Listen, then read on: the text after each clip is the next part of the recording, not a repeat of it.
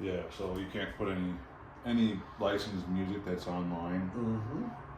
YouTube, because when you upload videos to YouTube, it goes through a processor, Mm-hmm. and if it senses that you have any sort of copyrighted material in it, Mm-hmm. audio-wise,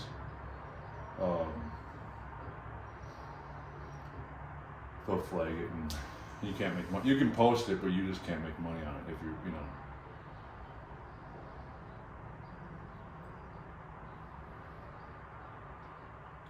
So your muscles do that too, man. They spasm like that. Mm-hmm. You feel that? Mm-hmm. I do that all the time too. What is that from? I don't know.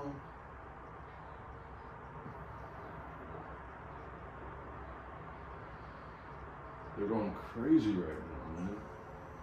They normally do that? Mm-mm. This much? No, not like this.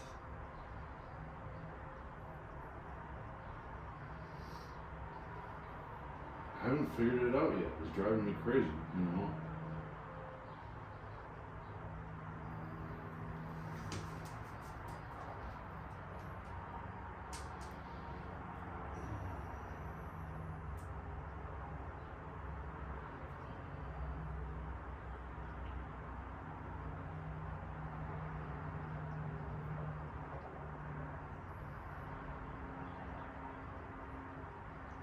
There's another guy on YouTube that uses pain as a part of his title deal. Yeah. He's down in Dallas.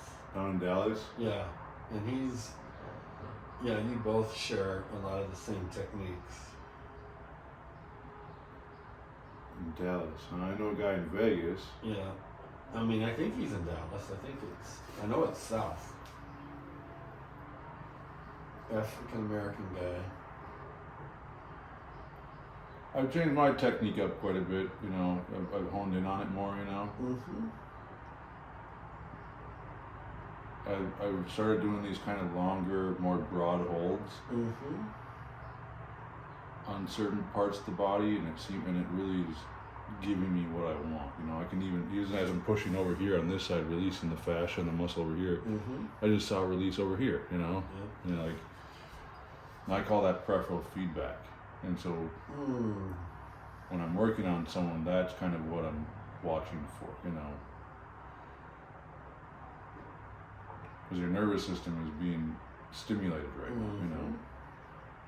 And communicating with your fascia and your nervous system in ways that it's not used to. But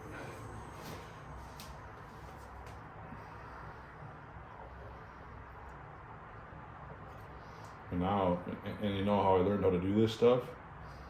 On my own, in my own pain. I got rid of my own pain. I figured it out, right? In my flesh, okay? And so now the path that I'm on right now is I'm going to be able to heal people's spirits without even touching them. I'm going to be able to heal people now without even putting my hands on them, because of what I've been going through and where I just came from, the spirit pain. Oh, sure. And yeah, it'll be interesting. That would be wonderful. The next 10 years, 20 years, of maybe the next 10 years of establishing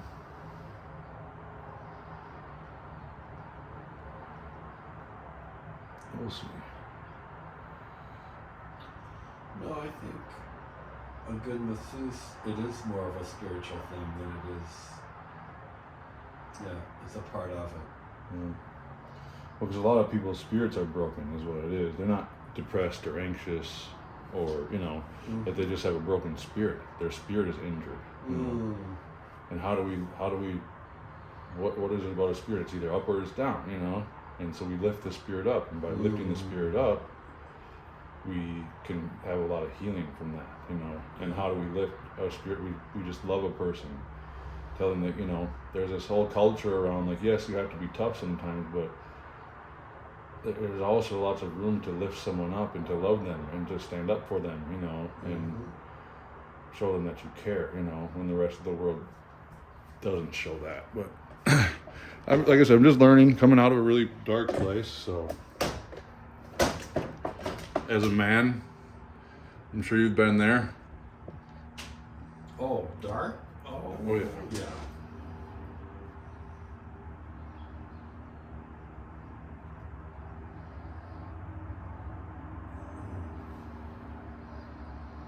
Yeah, you seem to be much more lighter in a positive way. Much more lighter Mm-hmm. than when you first met me? Oh, yeah. Mm-hmm. So, do you know the Bible? Yeah. Yep, I remember you. I think you did. So, do you know what the burning bush represents? Not literally, but what's it figuratively? Well, it's the light of the world. Yep. And what is that? It's the hope. Mm-hmm. And they seen, it was something that they saw, literally, right? Right. So I'm the burning bush, right? I'm the hope of the world now because I healed and I came back from where I was. Yeah. So now I'm the burning bush. And there's people who have been working with me directly, one-on-one, that have seen the burning bush, right? And so now they can tell stories of it, the miracle that they witnessed of this man who went from one place to another, you know. Mm-hmm. And you may not have seen the burning bush, but I can explain it to you what it means, you know. And then it gets to the point to where if I will, I will walk on water to show you how confident and if I have to, I will put myself on the cross to show you what I stand for. You know, that's who Jesus was, right? Yeah. So that's where I'm at. I will put myself on the cross just to prove to you that I've figured it out, basically. You know, I figured out the way. You know, Yahweh, the way. Yahweh means the way, and the way is through it's through how Jesus lived, right? And so that's why he said he is the way, he is the light, he is the way to the Lord, right? It is through Jesus that we can have a seat next to the Lord, right? Right. It's not through the church, through the Bible, it's all just through Jesus, right? He is the way and he is the light. And what does that mean? Is we're not Jesus, but we can do what Jesus did. You know, we can feed the homeless. We can sit with them. Yep. We can love the people who are broken. You know, we can go out of the church and reach the people that are not going to church. Reach the people that have been shunned by the city. Reach the people that feel like they would burn into flames if they went to church. You know, so go to the streets.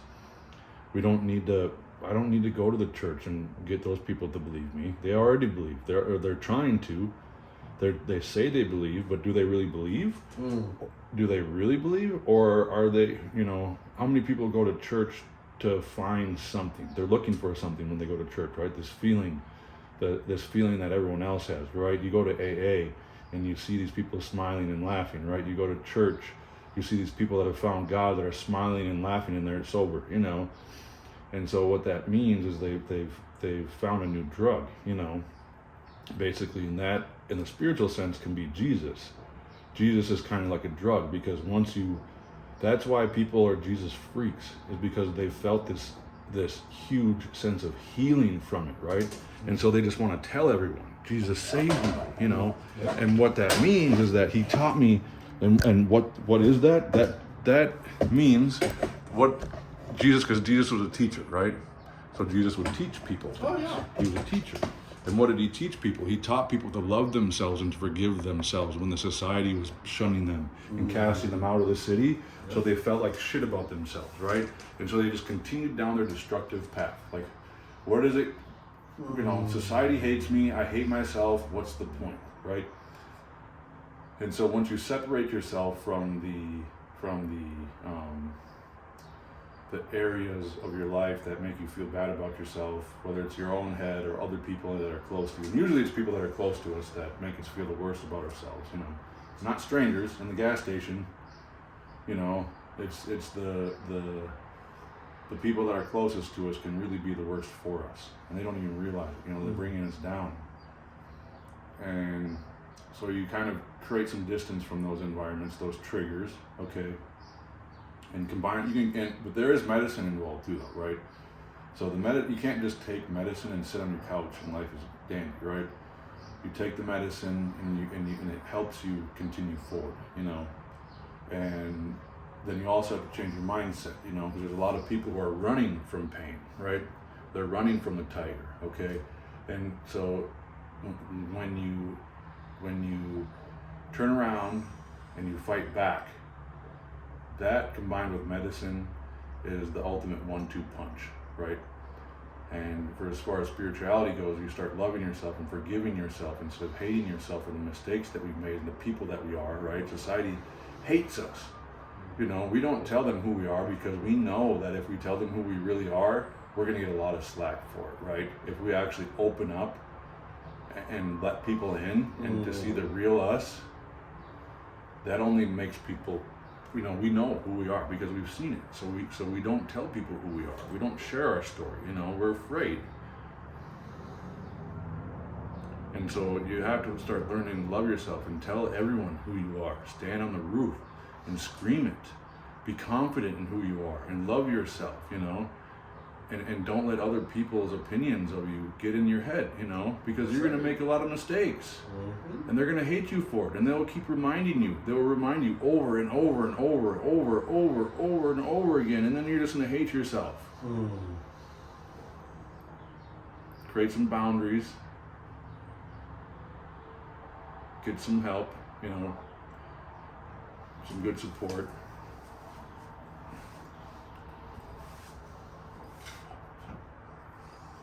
Does it make sense? Yep. A lot of sense. And one thing I think a lot of people maybe, I'm just speaking for myself a lot too, you know, this is my journey with God and Jesus. And I never thought that I was special enough to see him part the seas or see the flood or see the burning bush, right? I thought that the only time that I would ever see anything like that was when the world was ending. And then that's when Jesus would be walking on water, you know, and I'm like, wait a minute. Now it's like, I'm not afraid of the end of the world anymore. I'm not afraid of that. Yep. You know, I've seen the burning bush. I am the burning bush. I've seen Jesus walking on water, figuratively, not literally, right? But there will be a point in a man's life where Jesus is trying to get to him, right? Yep. He's trying so hard to get to this man. And this man still is just like, doesn't believe, doesn't have faith. He's had faith, and then he goes back on his faith. He has faith, he goes back on his faith, right? And what Jesus did by walking on water, what that means is I will literally, and you will see it. It will see it in like this weird, something will happen, and it will be a light bulb. You're not actually going to see Jesus walking on water in the flesh, but just have the spiritual experience happen where you'll understand what that means, right? And that is where the healing takes place, you know, because once you open your mind to that, then you're going to start seeing other things, other signs, right? Exactly. I've seen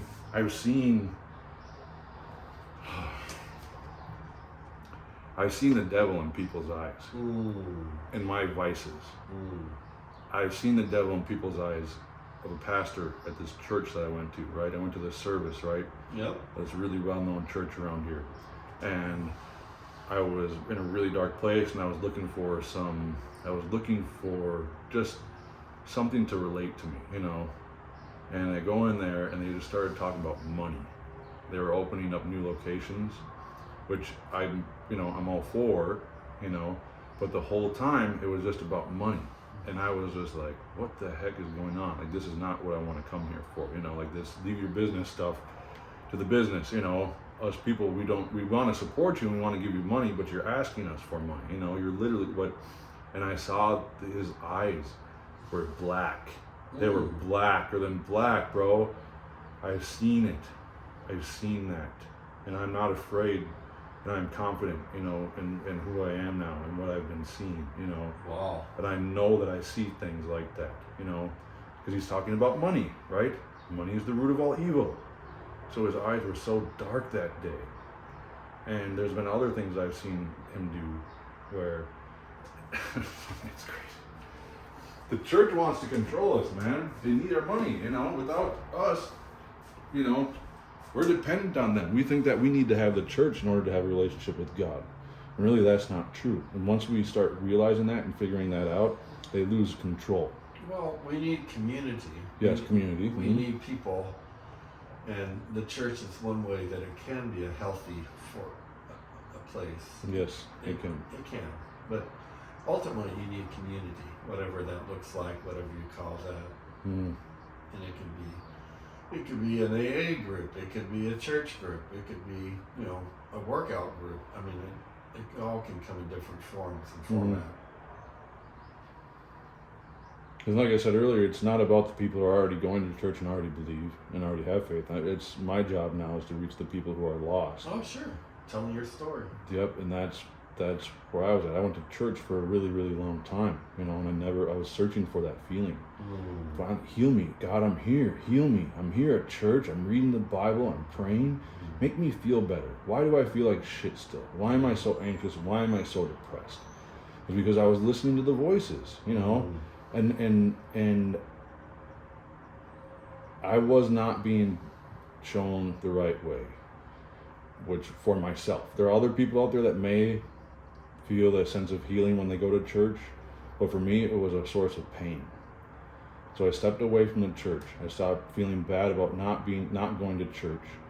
You know, I stopped forcing myself to go to this place, and I just let God do it, right? And that's when God showed me Jesus, and Jesus is teaching before the cross, right? And that's where I'm at now, is He taught me to love myself and forgive myself. Good. And to not let my mistakes, I'm going to make more mistakes too. We all are. Yep. Do you want to know how, you know, the Father's love, Father in heaven, His eternal love? Yeah. You know where that comes from? I think it comes from Jesus says He has the Father's eternal love because He knows what it's like to not have the love of a real Father, the Father in the flesh. And I felt that pain, you know. I know what it's like to have unconditional love here on earth, right? And through that pain of that, I finally figured it out. It's like I have the Father's in heaven. His love is unconditional. And what is that? That's love within me, my own love for myself. God gave me the ability to love myself, you know. So God is within me, right? And so by loving God, I'm loving myself. And by loving myself, I'm loving God, okay? It doesn't mean that I have to hate everyone else. It just means that we can't forget to love ourselves too, you know, love ourselves and forgive ourselves, you know, because then when we're doing that, we're much healthier and we're able to give people real love, right? Because we know what real love feels like, you know, and so we can turn around and we can just give people love, you know.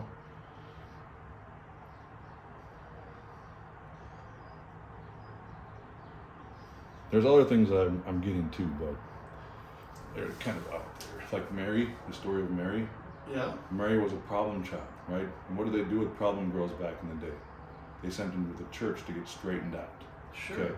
So Mary was this problem child girl, right? She was causing problems, okay? And her parents didn't know what to do. They needed help. They asked God what to do. Mary's dad went to the desert to get answers, right? And while he was in the desert, God spoke to him and said, and told him to send her to the church to get help, right? The church will straighten her out, okay? And so she goes to the church. Her family gave her up an offering to God, okay? And she went there and she did not get straightened out. Things went way worse than what they were supposed to, okay? So she ended up getting pregnant there at the church, right? She was with child while she was in the school. And the church, and I'm like I said, I am just kind of looking at, if it were to be these days, right? If something like that it would be someone in the church either raped her or she was having she was sleeping with one of the pastors or something like that, one of the Pharisees, right? She was sleeping with one, and then that's how she got pregnant, and the church wanted to cover it up, right? Because they didn't want everyone to know that happened in their church, because if that happened, because she got kicked out of the church after that. The church kicked her away, right? And so she went home, and she couldn't stay at her house because if the people around their house knew that she was with child and not married, they would stone her and they would kill her, right? And so the church didn't want that on them, you know, like, get out of here, go away. We want nothing to do with you, right? And so that's painful, you know. And then, so Jesus was born without a real father. Joseph was his stepdad, right? Right. And so Jesus knows what it's like to grow up without the love of a father in the flesh. And that is how you connect to the Father in heaven's love. Is so it's not in what we are seeing, right, and what we're being told. It's in what we're not being told and what we're not seeing, right? The Bible is basically like a big riddle, and we're going to the Bible to feel better about ourselves or to feel better, and we're in pain. A lot of us don't rely on God until the last moment, and then we reach for the Bible. And I'm not saying that's a bad place. Some people can use that stuff to heal, but some people open up the Bible or go to church and they feel worse about themselves. And so if we can find a way to get through to those people and get them to start loving themselves, then that's where we can start to get them to heal, And like I said, I'm just speaking of my own personal journey, And I know that there's a lot of people out there that don't believe in those miracles, right? Because they can't, It's hard for someone to believe because they haven't been there, And a lot of people don't like to say that they believe in God because they think it's cool to be a rebel, Oh, sure. I've been there. I was in a group of people and I wanted to be like them. I said I didn't believe in God because I was just trying to be cool, thought it was like the cool thing. But God's cool, man. God's cool, bro.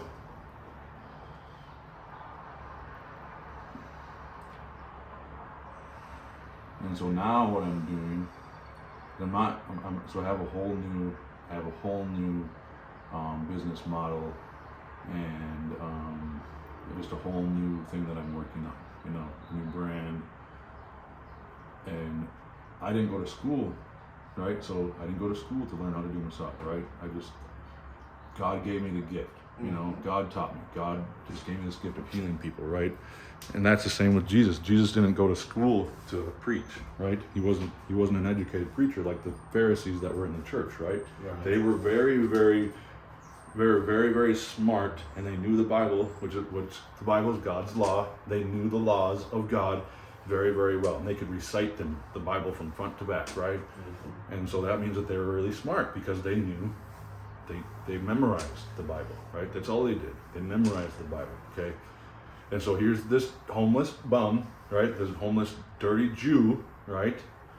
That comes into their realm and starts healing people, with God's word, right? And he's uneducated, right? So all the Pharisees who spent money, they went to school, okay? They were mad. They were intimidated. Their egos were being pressed because I know everything, right? Who is this uneducated bum coming and preaching to people? Who is this guy, And the same thing happened with me in this massage business, right? I'm an uneducated massage therapist, and I had the educated system giving me slack, right? These people who are educated and went to school, right? Don't get me wrong, there's a lot of benefit in it, and it says a lot about someone's discipline, right? And so that's I'm not trying to say it's all you, but it's just understanding Jesus could heal people better than the church could. He was healing more people than the church was. He was getting people to gather outside of the church in the streets, not in the church. All these people were coming to see this man who was a bum, and he came from a bum family, and so and then now so then I think the church turned around and they because some churches, they don't want you to take your eyes off the cross. Don't ever take your eyes off the cross, right? So what was Jesus? He's a teacher, right? And so what did he teach us on the cross, right? Father, forgive them, for they know not what they do, right? So he taught us to forgive everyone else and to love everyone else, even though they're hurting us, right? And so if you just focus on the cross teachings, that's a way to self-destruct, right? But if you focus on his teachings before the cross too and understand what they were, then you're not just loving everyone else and you're giving yourself love. You're realizing that you can deserve love too, and you can be forgiven too, And so when you focus on just the cross, you're focusing on just loving everyone else and forgiving everyone else. Well, what about yourself? You deserve to have fun. You deserve to be forgiven. You don't deserve to walk around and and that's what Jesus' teachings before the cross were, So all those teachings led up to the cross, right? But his life was so much more than just the cross was a very pivotal moment in history, right? But there's so much more teachings that he did before the cross, you know. And I just never grew up being taught that, you know. It was always just keep your eyes on the cross, you know. And I just would forgive everyone, you know. I would just be like, it's my duty, and I would ask God what to do, and he would tell me. But I wasn't taught everything, you know, like, so, and that's where I'm at now, is I'm just learning how to love myself, and I feel better.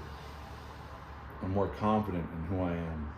I can stand in front of someone and tell this story, you know. This is just, I know I'm right, and there's nothing anyone can do to waver me from that. That's good.